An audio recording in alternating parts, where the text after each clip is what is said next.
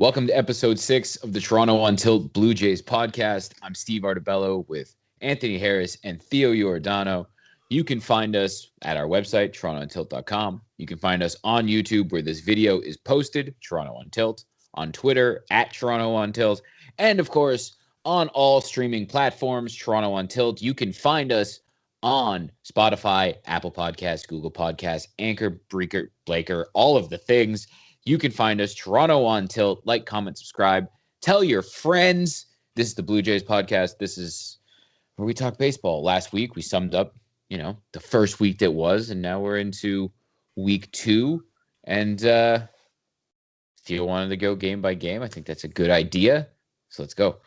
Yeah, so not the best week for your Toronto Blue Jays. We'll start off the Monday against Texas Rangers, the home opener for the Rangers. Steven Matz, first outing as a Jay, 6 1/3. Whew. He tied the first 9 guys in an absolutely amazing start. Do you want me to go through everything first, or do you want to just start with Steven Matz right now? Let's start with Steven Matz. I guess we'll talk about his second start and just how that was needed to when we get down the week. That first one was ridiculous. Hit 97. It was just like, okay, literally all of the stuff we saw in spring training. This is what we're getting out of Steven Matz, and it was just like, wow. And we did talk about it. It looks like he has made a conscious decision to throw a lot more pitches down in the zone. And he's looked really good, especially in that first start against the Rangers. Very nice. Yeah. Great stuff. He had the strikeout going more in the first game than Saturday's game. But yeah, keeping the ball in the ballpark has been his biggest issue. And so far, he's only given up the 1 home run. Which is huge, you know what I mean? Yeah. They kind of need to do. They need to limit his that command kind of damage. Been pretty good overall throughout his career. He doesn't walk too many guys, but as far as the home runs, that's the thing that obviously that was his blow up innings.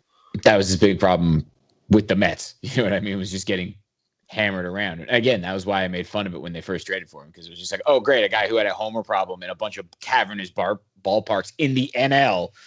And they've made some changes. It's nice. Theo? Looking like he's going to be a 3 for us at least. We also, the bats, again, faulty. We said it.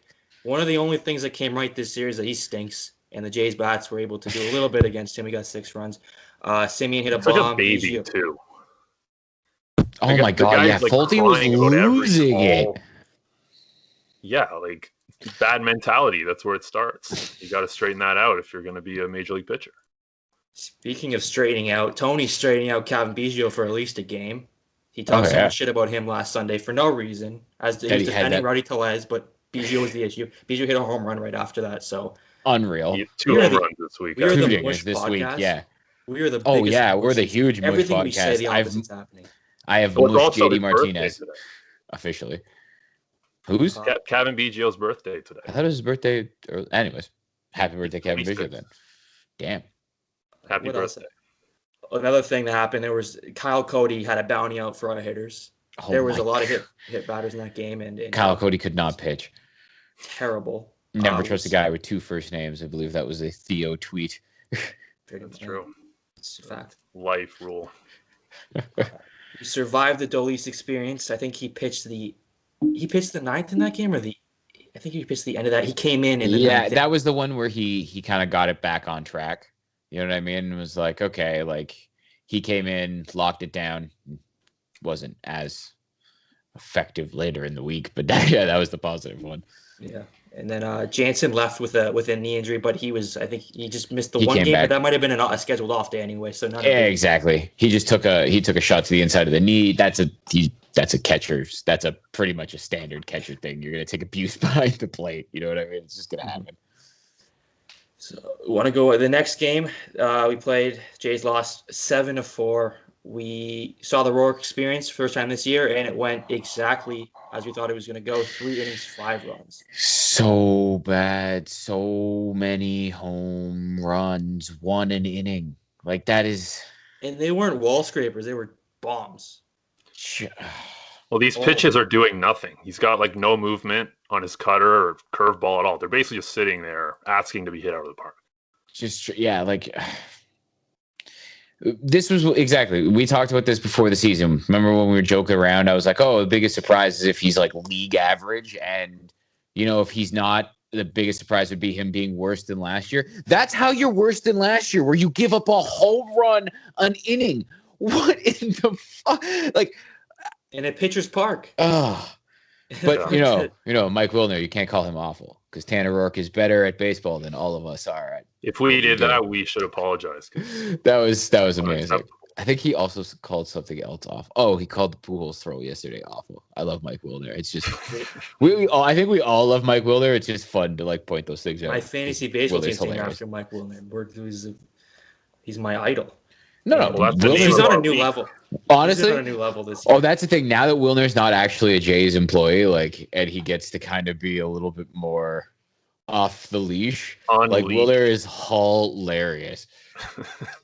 He is hilarious. With like the opening day when he's like, "Oh, people came here to opening day, die. And 12 people are probably gonna die." It's like, Jesus, man, like, come on, you have some positive vibes here. No, not for Wilner. That's not happening. What else happened? Dunning, we couldn't figure him out. He was a top prospect. He was a guy that came over as part of the Lance Lynn trade. Like that was something that could happen, and you saw why he was the one who Texas wanted. It's part of them rebuilding. Yeah, they couldn't figure him out, striking everybody out. I believe he only went 4. No, he went 5 innings, right? 5 innings, yeah. Bo, I think, was the only one that had some offense. He had 2 home runs in that game. Tommy Milone, the hated Tommy Milone, is literally one of the most reliable relievers. I guess all our relievers are pretty reliable, but Tommy Milone, good outing, kept us from wasting too many yards. Not in that. In that when Tommy Milone got beat up. I mean, he didn't get beat up. He came in over a couple innings. Here's the thing. Tommy Milone came in to do the Tommy Milone thing. Like Tanner Roark was really bad, and then Tommy Milone came in to just eat innings to try to. Here's the thing. Tommy Milone is better than Tanner Roark, which is scary. It's scary, but we'll get to that later. I think if you get a couple innings from Tommy, he saves your pen. Any innings you get from him is just a bonus. And the fact that we got a lot of innings from him this week was very good. Yeah. Well, here's the thing. Like I'll talk more about this later. Ideally, what's going to happen is that position isn't going to be Tommy Milone. It isn't going to be Tanner Roark. That's going to be Ross Stripling because that's actually where he can be useful coming out of the pen. That's kind of actually how the Dodgers used him, and that's when he was at his best. Even though he hasn't been anywhere near that. But that's a whole different thing. We'll get to that later. Getting to the last game of this series, Jays lose 2-1. The most frustrating game by far. Ryu was amazing. Finally got to the 6. Just wasted Ryu start. He was phenomenal. That's 7 gave innings. Up the one mistake to the home run. Otherwise, spotless. My one thing last week about Ryu. Defensive play. Yeah. The only thing I said about Ryu, I'm like, he's perfect. He's great. If he can get to past 6 innings, he'd be even better. And he did this game. He kept his pitch count so low. He could have went a complete game if he needed to. That's how low his pitch count was. But the Jays offense, just nothing. Absolutely couldn't do it. Oh, that was so frustrating. Absolutely infuriating. I've never seen Kyle Gibson look that good. Oh, he always looks like that against the Jays. Like Kyle Gibson had an ERA of 123 because he didn't get out of the first inning in his first start of the season because he was the opening day starter for the Rangers when they allowed 11 runs to the Royals. That game, right against the Royals. No, that's what I mean against the Royals, and he got just absolutely hammered. And then the Jays couldn't hit him. But that was the thing. Even when he was with the Twins, the Jays could never hit him. When he had a good year, the Jays couldn't hit him. When he had a terrible year, the Jays couldn't hit him. So it's great. Great. That's why they showed interest in him in free agency. Yeah, exactly. We don't have to pitch you. We don't have to see you anymore. We'll just bring you in. Yeah. Offense. Simeon got a bomb, which he only hits monster dingers. Just monster dong club. Just oh my god. And another thing we should discuss too, 2-hit day for Vlad. He's been amazing this whole season. And then 2-hit day for Panic. And we're at the point now where Panic is probably a better option at DH than Rowdy Tellez because he's still hitless. I still refuse to believe that. Joe Panic shouldn't be a DH. Like Joe Panic should be playing a position because he's better defense. And there's things that should be happening. But Rowdy's the one that's going to lose almost all the playing time when George Springer actually plays. And he should. The way Randall's playing, you can't bench him. No, exactly. Randall, hey, you know what, Randall, you want to stay hot? That's fine. We're cool with this. We're just gonna mush everything. It's great. It's fine. Well, you have to Cool say with he it. stinks. I went back and forth on the Randall train. I said I was off him, then I was on him. Then he didn't get a hit for like 2 games, and then I was off him, and then he got a bunch of hits, so now I'm on him again. Well, I've said he stunk the whole season, so And he's been great. Well, Gotta stay consistent. working. Gotta stay consistent. Yeah. You're saying these good things about Rowdy, and he's playing like shit. So maybe you should. Yeah, I know. I need it. Well, I mean, I didn't say he's going to win MVP. I said I have to make a pick on somebody. I'm like, sure, Rowdy, he'll have an opportunity. He'll be good. So if he doesn't get a hit this year, there should be a punishment for you. If he doesn't get one hit this year, because my surprise pitcher's already done more than your surprise. I think you picked the Oscar. I mean, I picked Ty Tice for the pitcher, and he's done more than what your surprise hitter who was on the roster did. Yeah. We got to get to that. Your Ty Tice call. That was hilarious. It's looking brilliant. I mean, it's not like he got a strikeout or anything, but he had a clean inning. He got Mike Trout out. Like, none of our other. Ross Stripling did that too. But anything else about that Texas series? It was kind of a weird one. The offense was it was frustrating. Yeah, again, we talked about this just in general. Marcus Semien, we're not worried about. Like, the numbers aren't there. He's fine. And when you talked about Vladdy, like, Vladdy is just, this is everything we thought he was supposed to be. He doesn't swing at a ball. He never swings at a ball. He's so locked in. He is so incredibly locked in. And now when he makes contact, like, he's not hammering it into the ground. Like, they're still on drives. He's not hitting these he's not trying to hit home runs, but he's obliterating baseballs all over the field. So it's perfect. Yeah. It's amazing. I love it. Yeah, right? This is what we were promised, though. Remember how we said at the beginning of the season, before the season, in the offseason, our whole thing was we can't even talk about Vladdy not being this exact version of what he was, or else none of this would work. And that first domino has fallen. He is exactly what he's supposed to be. So. Here's a stat for you, okay? Vlad has accumulated more F-WAR in 9 games this year than he has in the rest of his games combined. He's second in on base. Well, before games started today, it's Sunday. Sunday, April 11th. But before games started today, he was second in on base only to Mike Trout. Vlad has had the season we were all promised. You know what I mean? He's hitting for a high average. Exactly. Like you guys said, if the ball isn't in the zone, he doesn't swing at it. And here's the thing. When Vladdy, a base. That would slim Vladdy. He's just out here. You know what I mean? This is like doing the splits and everything.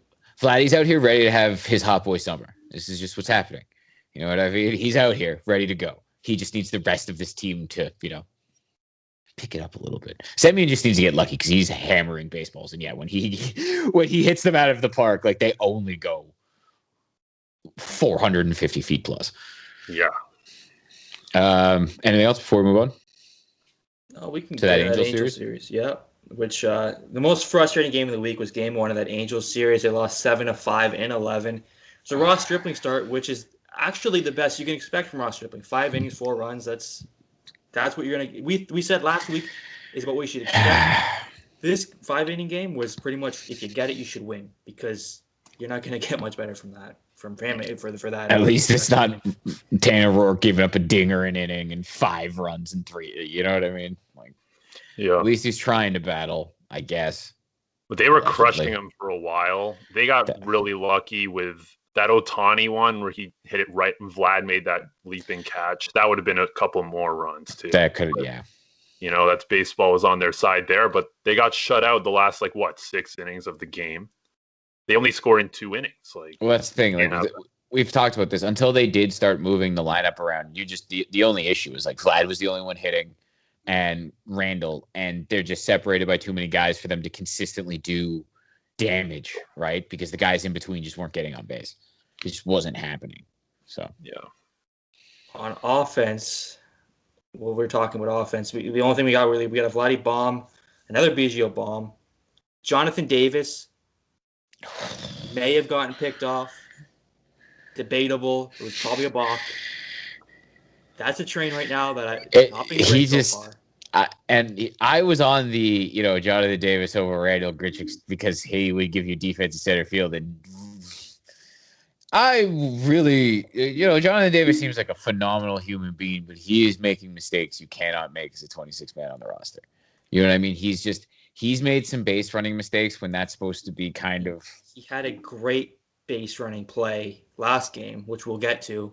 Yes. That I think more than makes up for it. He led to like a. I don't understand that. I don't know what happened there, but we'll talk about that next game. But yeah, not great, but probably a box. So we'll call it a wash.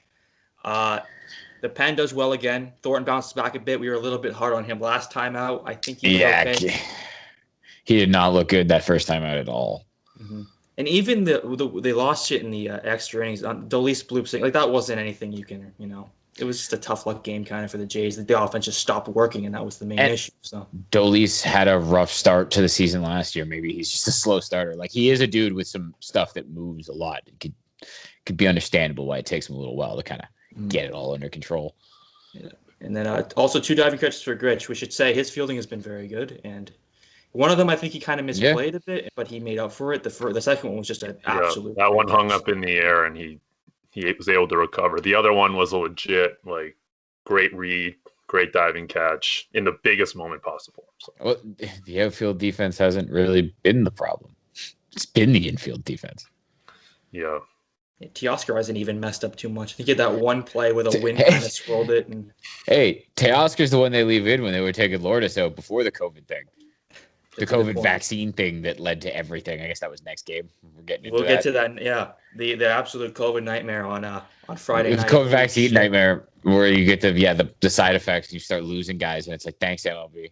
First of all, fuck Major League Baseball. We talked about this early. The Jays were given no off days early in this season, and if we all knew they were all going to get it on one day, that should have been mandated in that we have an off day today because of the rain play, but a scheduled off day where you can get the vaccine day before and then have would have been nice. A day to recover. It fucked us up. We looked like shit that game. Well, to have to put Ryan Barucki on the DL, to have to pull Lourdes in game because he started getting I think he was lightheaded, and that's what they said. He started just not feeling great, which is just a side effect. That's a thing that can happen. The rest of the team was fine. But it's just like, fuck, man. Yeah, exactly. Give him a goddamn off day. Let's, you know what I mean? What are we doing here? What the hell are we doing here? But, this is the MLB that does dumb shit like They only care about off days for the season ticket holders after opening day. That's all they care about. And they don't really care about the Blue Jays, who can't even play really in their own country. No, they can't play in their own country, and they're kind of nomads because they're only playing for a while in Florida, and they might be in Buffalo. And yeah. Right? They started the pandemic season and they didn't have a home. The season started and they didn't have a home. Okay, so we took way too long to address that too. I remember it was February. Wait, were we playing? It's kind of part of that isn't that on the Jays because the Jays were holding out hope for playing in Toronto for a long time too. Exactly, and then there was the Pittsburgh thing, and it just didn't go well. Yeah, it just did not go well. But as far as that actual game, Jays lost 7-1 that night. Phelps was the opener. He was fine. Yeah. TJ, I think tough luck. He got squeezed a lot. And some bad defense. That's the thing. It was concerning in the first inning when the velocity looked down, but then he was back up to 94. You know what I mean? That cutter looked really bad in the first inning, and then his stuff kind of looked better actually as the more he threw, the more tired he got, I guess. You know what I mean? The more worked in he got. It was more unlucky. I'm still interested in him in the rotation. I can't remember if we talked about this on the podcast or before, but Bo Bichette had that error that led to that big inning. And we had talked about how good the defense was starting to form into, and then we talked about this as we were prepping for the podcast. Bo's played 84 games in the big leagues. You know what I mean? So he's played 84 games at shortstop. Maybe one of them's at second base, but you know what I mean. You know what I mean? He's 20, just turned 23 years old. He's making mistakes. The arm strength is there. That's not actually the problem. You know what I mean? The athleticism is there. The ability to get to balls is there. I think we all kind of agree he's going to be at worst an average shortstop. But you're starting to see what happens, though, of a guy who hasn't played the position very much. You're seeing those mistakes, I think. I don't know about you guys. I'm seeing a guy who hasn't played a lot of shortstop. You know what I mean? At the major league level. Yeah, he just needs more reps, more experience. These are the same people who are saying Vlad would never figure it out. Young players, they're not going to all be Juan Soto. They're not going to all step in and be like elite immediately, no flaws. And Bo's had some issues, and we just got to hope through more reps that he'll fix them. Yeah, exactly. Well, even Tatis, like, you know what I mean? Like, everyone thinks about, like, oh, Tatis is just the greatest thing ever. He signed this massive contract. He makes a lot of errors. When I say a lot, in the opening series. You know what I mean? So, like, that's the thing. Like, even someone at that level who just signed a $300 million, you know what I mean? Like, didn't he even make a guy 5 like errors that, opening weekend? Yeah, like, in 4 games. Like that, yeah. That's the end. And now he's on the DL. But, like, that's the thing.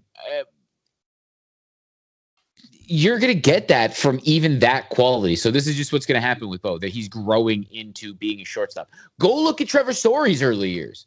You know what I mean? There was a ton of fucking errors with the Rockies, plays not made. This is just what happens as guys get used to playing at the big league level, because it's not the minor leagues anymore. Now guys are hitting the ball at you at 110, 150. Like, you know what I mean? All of this is happening at a completely different speed. So this is something I think we're going to have to live with Bo.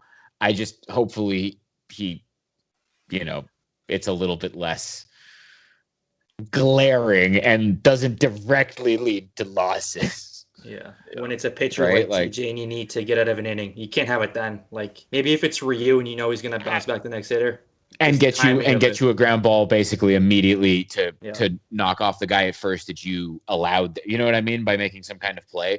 Like, it's a little different there. Right? So, but again, that's just this is a young team. You know what I mean? Like, you're going to see growing pains at times. You're also going to see where they all get so hot. It's ridiculous because they're so young and no one knows any better, and they could just win 12 games in a row because they all get hot, right? Like, that's another thing that's also possible with this team. So, one more thing about this game. We mentioned it earlier. Ty Tice, brilliant innings. Theo's boy. Fly ball pitcher. Great. He got Trout out. That's all you got to say. Height doesn't measure the next day. Give him a long-term contract right now. We can't let him leave. If you come in this Jays bullpen, you're going to be good. That's what we're learning so far. No matter if you hate them, love them, they come in, they're going to be fine. Roark might come to the bullpen and be good. That's probably what's going to happen. You just around those guys and you become good. Greatness rubs off. I don't know so. about Tanner Roark. I don't think he's. No, I think that's a big project. I think that's a sunk cost, but we'll get to Tanner Roark. Well, we can get into the last game, which was a pain in the ass, waiting all night for that game to start. Oh my god! What time I think the first pitch was like 9:45 or something? It was just before exactly. It was just before 10 o'clock. So it ended up basically being a West Coast game. And it was a long game then, because early on we had that second inning, one of the craziest innings I've ever seen, where we had the bottom of the lineup kind of setting everything up. I don't know if we want to get into them. Palacios just out here. You know what I mean? I guess right off the hop, they've already talked about him maybe even playing center field, So with Jonathan Davis doing some not smart things early on, just as he making mistakes he really can't make. Great slide last night. The last impressions, the burst, but we talked about this. Everything was gonna be better when there was competition. So now you're getting competition, even though you have all these injuries. You know what I mean? Even though you had a bunch of guys added to the IL, so it's positive. Yeah, that play was bizarre to me, because all I can remember is the Jose play from a couple of years ago where he touched the guy's leg and they call a double play immediately. That was as blatant as it gets. The fact that he I get it.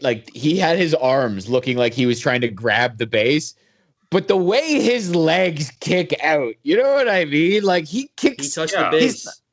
I know he did. I know he did. Written? It's just that you have to basically go out of your way to not you can't go out of your way to hit the guy, and he slid sideways. The base. Listen, I don't think that should be a rule. I think you should be able to break up a double play. You know what I mean? The Utley thing that caused the rule to change, just aside anyways, was illegal to begin with. You know what I mean? You didn't need to create a whole new rule to deal with something that was already illegal. But it's like the catcher thing, where you can't smash into the catcher. It's just because Buster Posey got hurt, this is why we're doing this. Because I love Buster Posey. Don't get me wrong. He's one of my he's one of the greatest catchers ever. He's one of my favorite players to watch. But one guy, really, we're doing this for? Okay, all right. I was like watching it without audio, and I'm just thinking like, well, that's a double play. Like, what are Why'd you you doing? have no audio? Was that by choice or by choice? Yeah. By choice. But yeah, By the way, I I've couldn't heard some believe people. The radio broadcast of the Jays game. Oh, woof! I could imagine. I've been trying to like visualize because what the Jays have this year, if you don't know, is our TV broadcast is doing the radio simulcast. So when Dan Schulman's doing it, it's okay because he's a professional broadcaster. He's very good at it. When Buck and Pat are doing it, let's just say they don't focus on the radio listener. All they do is talk about look at this and see this and look at that. Did you see that? And it's just. And they forget to call strikes. They forget to like say what happened. We bring this up specifically because the three of us met at college for radio, and me and Theo currently work in radio. Like, so the fact that they took the radio broadcast off and replaced it with the TV broadcast, and it's like, okay, Schulman was a radio guy. I could see that maybe working. Pat Tabler. They don't give a shit about the radio audience. It's very obvious. Not even them, it's the company. You can't even blame them. They're two older guys. They do their thing. They have their thoughts. Yeah, it's not on fucking Pat. No, they're put in the position, and he's like, they're trying to make it work. It's the fucking company. Rogers as a whole. They never should have. Like, here's the thing. And like the fact that Ben Wagner is doing reports from what the fuck was that suit he was wearing? Right, that's a good question. And this makes no sense. You know what I mean? I don't understand any of it. So they're blaming COVID, but they did it last year with the radio, and it was like yeah. Anyways, yeah, we're talking about that second inning. Crazy. Joe Madden getting tossed was really funny. Watching him have to leave through the crowd, kind of. It's the long walk of shame in Dunedin. You know what I mean? Like, you have to go for a while before you get out of there. Yeah, we got and everyone but Tellez contributed on offense, and I mean the first at bat for Rowdy, I'll give him that was ball 4 twice, but the rest of that one slider was preposterous. It was one of the worst I've ever seen. Preposterous. The umpire last night was the most delayed calls. It was like I hate when they do that. Some of the umpires, especially some of the ones they've had early. Oh God, they are. How are they doing it? Are they doing like we're going to get the same ones every game because of the COVID thing, or are they going to mix it up a bit? Actually, that's a good point. I don't know what they did this season because they tried to limit it last year and have guys travel, like almost keep them together in bubbles with teams and keep them in divisions so that it wasn't spread everywhere. But that's a good question. I'm not 100% sure what they decided this year because a lot of stuff just kind of reverted back to because it's a 162. You know what I mean? Like, yeah, there are still protocols in place. But remember last year, everyone wore a mask. Like, they had to have it on. And now guys don't even have to have it on. So but again, guys are vaccinated now. So it's completely different. Yeah. And I think Wilner was saying yesterday that the guy who was umpiring last night was in the minor leagues before this year. So, yeah, could. I think we're going to get the bottom. Breaking in some new talent. It's always going to be rough. It's only a Blue Jay game, so whatever. Yeah, exactly. We already established the MLB doesn't care. But that was the week as far as the games went. I'm not as today. We had the rain out today. The fact that last night was the last game we saw was very encouraging, just to see a little bit better offense. But that's the thing we wanted to talk about, right? Like as a theme, the offense hasn't been right until last night, which was weird. They got, you know what I mean? They scored all those runs, had all those hits, no home runs. Well, like it helped. Quintana had no command of anything. Oh, God, no. The walks were massive. You know what I mean? That was huge. Yeah. It was a huge part of that. And that allowed them to, you know what I mean? Single him to death. So that was huge. It's great to see it coming from the bottom of the lineup and, guys that are getting thrust in there because of injury. Hopefully Gurriel's back after the rain out because you kind of need him and he needs to get hot. At the same time, hopefully Springer didn't hurt him. Like, that's a whole nother issue. Are they expecting him to maybe be ready for the road series, or because this is the last best case scenario? This Yankee series, and then we're going on the road, right? Because they said he's not playing this homestand. Let me pull this up because they were concerned. We were So right am about I. this, by the way. It wasn't even like a question. Well, We knew this shit the was funny happen. thing is we thought it was going to be the fact that it wasn't oblique. It was just like, no, this is going to be longer than, you know what I mean? This is going to be longer than they're saying just because this is an oblique. There's no fucking chance that this is going to be like a couple of days. Blue Jays should experiment. Blue Jays has low grade quad strain, won't return this homestand. That's all they have. Low grade quad strain. So they were saying like maybe another week. You know what I mean? But I think May. Here's the thing.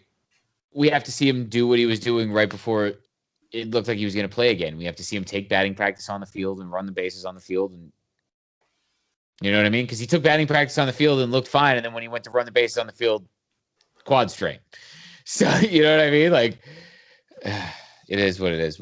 It's a long season, but yeah, this is just, it's not ideal because the rest of the offense hasn't been there to support Vladdy because Vladdy's been red hot. And again, we're not worried about Semien because good at bats, hitting the ball hard, but fuck, it'd be nice, if Bo and Kevin could get hot too, just because, well, we all worried about this, the pitching, right? So, yeah. I don't know. What do you guys think about the offense? To be honest, the pitching as a whole has kind of been more impressive and helped us more than I thought it would, as far as guys like Steven Matz goes. So, well, that's Matz. I think we're saying that just because the Matz has been good and Ryu's been what we expected. Right, and the bullpen's exceeded expectations because the pitching staff, the starting pitching hasn't been good enough. Zoik was interesting, and then he was bad, but was that his fault or was that him getting let down? Right, you know what I mean? Stripling's gutting it out, but he's not necessarily great. I guess we'll just get right into this. Like the news just now is that after the rainout, Tanner Roark, who's scheduled to start, isn't going to start anymore. He's now going to be part of the bullpen because Robbie Ray is going to come back and pitch against the Yankees. What I was talking about earlier in the podcast about Stripling, it's very encouraging to me that they've, after one start and the fact that he was going to potentially start today, they've already decided Tanner Roark just isn't good enough. You know what I mean? Like he's getting paid $12 million. You know what I mean? Like Tony, he's getting paid a good amount of money, but the fact that they've already shuttled him to the bullpen makes me think if he continues to be as bad as he is, like I said, I think Stripling eventually should be there because I think that's the proper role. The swing man, the guy who can make a spot start if he really needs to, who can hopefully grind out 4 to 5 innings, but can cover 2 to 3 if your starter gets blown up in the second or third. That's kind of what I think from him. And I think it's encouraging that they've already been like, no, we can't mess around with Roark. Like, how about you? What do you think? Yeah, exactly. Like, because he's proven it since 2020 to now that we can't trust him to start a game and go 5 innings. It's just not happening. But a mop-up job, that's pretty low stakes generally. So hopefully maybe it'll build up some confidence for him, have a few good mop-up outings, and then maybe things will turn around. But I don't know. The stuff just hasn't been there. That's been the issue. That's exactly. He already got hit hard before. He already gave up a lot of home runs like his whole career. And now he's losing velocity. So exactly, like, you know what I mean? He's losing velocity. Like the cutter's not cut. It's just everything is going wrong, and that's why I say, like, at least with Stripling, like that was the role that he excelled in with the Dodgers. You know what I mean? He's clearly not the pitcher he was with the Dodgers when he was at his best, right? Yeah. But as bad as he is, he's not Tanner Roark. Like at least he's kind of usable. At least you could, you know what I mean? At least you can have a role for a Stripling. I'm just happy that they're moving Tanner Roark off, and I'm also now. What I've seen out of Matz makes me excited about Robbie Ray because Robbie Ray looked really good in the spring. You know what I mean? Pumping 97 like Steven Matz from the left side, throwing a lot more strikes than he normally throws. Robbie Ray could be fascinating to me. You know what I mean? Like we're finally going to get to see him because he's the guy 60, that they wanted, that they really liked. They went out. They jumped the market. Yep. In free agency. So, and if we see what Matz is doing, like Ray has had more command problems than Matz, but also the home runs as well. So I don't know. I am excited to see when his next start is, and we get some strikeouts. Yeah, and against the Yankees, it'll be interesting. You know what I mean? They have the righties, they can mash lefties. Yeah, it's a bit of a problem, but I would so much rather him than Tanner Roark. You know what I mean? So yes, he's a lefty, but here's the thing. He's thrown 97 at times. So if he makes a mistake and you can blow 97 past somebody, hey, that's a lot better than Tanner Roark throwing 88. You know what anybody I mean? over Tanner Roark at this point. That exactly. And again, the fact that they're willing to move him out and just kind of shift him already into the bullpen makes me think that they aren't too far away from getting rid of him. I don't know. I kind of want to see Anthony Kay now just because things aren't going well and they need some pitching. But again, who knows? TJ's always interesting. We'll see. Anything else you really wanted to get to? Anything else? Theo? We're good. Maybe just tee up next week. We got the Yankees big series. Well, it's massive. You're playing the Yankees. Robbie Ray is coming back. But again, here's the thing. Let me pull this up. This is what they've. This is where is it? Hold on. The tweet that I texted you guys about Tanner Roark. So we're going to see Robbie Ray, Ryu, and Ross Stripling. Are we seeing Cole? Yeah, that's a good question. Where they're at. I know Montgomery pitched today. With Ryu, I would assume they're probably I think Cole's going to be lined up at some point. Let's take a look. So Montgomery pitched this weekend. Yeah. Oh, they don't have it all fucking announced yet? That sucks. I was just taking a look ahead in the score app. We're probably playing them. We're probably playing him at least. No problem. I would say. Most likely. We've already Domingo Germán is back at the alternate site because, he sucks. He sucks at baseball. Good. And fuck Domingo Germán because he's also a bad human being. Yeah. I think that's it. But yeah, no, it's a big week in division against the Yankees. Ryu, the ace, is going. You know what I mean? So that's huge. We're going to see what Robbie Ray is. And Stripling's going to gut it out. So we'll see how long this lasts. But we need the offense to, you know what I mean? The offense needs to start to come alive. Like, guys need to start supporting Vladdy. That's what needs to happen.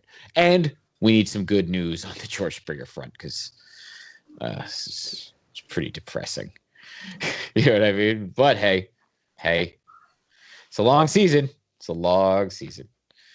I don't know. Yeah. Anything else, boys? Just like and subscribe. Like, comment, subscribe. Yeah. This is the Toronto on Tilt. Crush that like button. We're going to bro right out. This is episode 6 of the Toronto on Tilt Blue Jays podcast. I'm Steve Artabello. This is Theo Giordano, Anthony Harris.